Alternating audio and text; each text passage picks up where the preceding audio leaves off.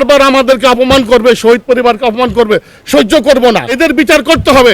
যদি বিচার না করে তারেক রহমান সাহেব, আমরা রাস্তায় নামবো। কিন্তু আমরা যদি কিছু করি, রাস্তায় আসি, আপনিও থাকতে পারবেন না। স্বরাষ্ট্রমন্ত্রী চোখে দেখে না? তাহলে এরা যে শহীদ পরিবার নিয়ে, দেশ নিয়ে নোংরা কথা বলতেছে, এদের বিচার কেন হয় না? সরকারের পিছন থেকে যেটা বলে যে আপনি আগে বাড়েন চলেন, এত আগে বাড়েন না। আগে বাড়তে বাড়তে পরে ভারত চলে যাবেন। এই যে নায়িকা, কি তার নাম, মাহিয়া মাহি, ছি, একটা নোংরা মহিলা।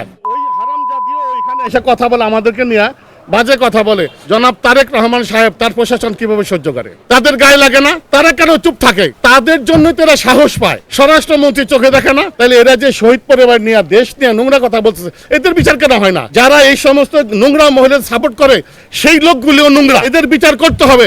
যদি বিচার না করে তারেক রহমান সাহেব, আমরা রাস্তায় নামবো। কিন্তু বারবার আমাদেরকে অপমান করবে, শহীদ পরিবারকে অপমান করবে, সহ্য করব না। 1400 যে শহীদ হয়েছে, 30,000 আহত হয়েছে, এদের বিচারও করতে হবে। উনি মাফ করার কেউ না। সরকারের পিছন থেকে যেটা বলে যে আপনি আগে বাড়েন চলেন, এত আগে বাড়েন না। আগে বাড়তে বাড়তে পরে ভারত চলে যাবেন। তারেক রহমান সাহেবকে বলবো, পিছনের লোকের কথা শুনেন না, আমাদের কথা শুনেন। আমাদেরকে দিয়ে আপনি ক্ষমতায়, আমরা যদি কিছু করি, রাস্তায় আসি, আপনিও থাকতে পারবেন না। আমরা যদি এখন 71 বাজে কথা বলি, আমাকে ছাড়বে কেউ? 71কে সম্মান করি, 24কে সম্মান করতে হবে। সবকিছু ষড়যন্ত্র মনে হচ্ছে স্বরাষ্ট্রমন্ত্রীর জন্য কিছুই হয় নাই।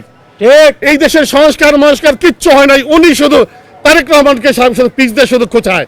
আপনি আগে বাড়েন, এগুলি করেন না তারেক রহমান সাহেব, এগুলি করেন না। আপনার সমস্যা হবে। আপনি জনগণের কথা শুনেন, রাস্তায় আসেন, আপনার ভয় নাই। 4-5টা টক শোতে কথা বলে, ওদের কথা চলেন না আপনি। ওরা ভারতের দালাল। যারা ভারতের পক্ষে কথা বলে, তাদেরকে অ্যারেস্ট করেন, জেলে ঢুকান, না হলে আপনার সমস্যা আছে। আপনাকে ছাড়বে না এরা। আমি জানি মানুষ এখনো বলে এই তারেক বেশি দিন টিকবে না। সত্য কথা বললাম, বিএনপির লোকজন এখনো বলে এই তারেক টিকবে না। কারণ আপনি পিছে লোকের কথা বলে, আপনি এমনি বলেন খোঁচায়, ওই খোঁচায় আপনার ভারতে পাঠাই দিব।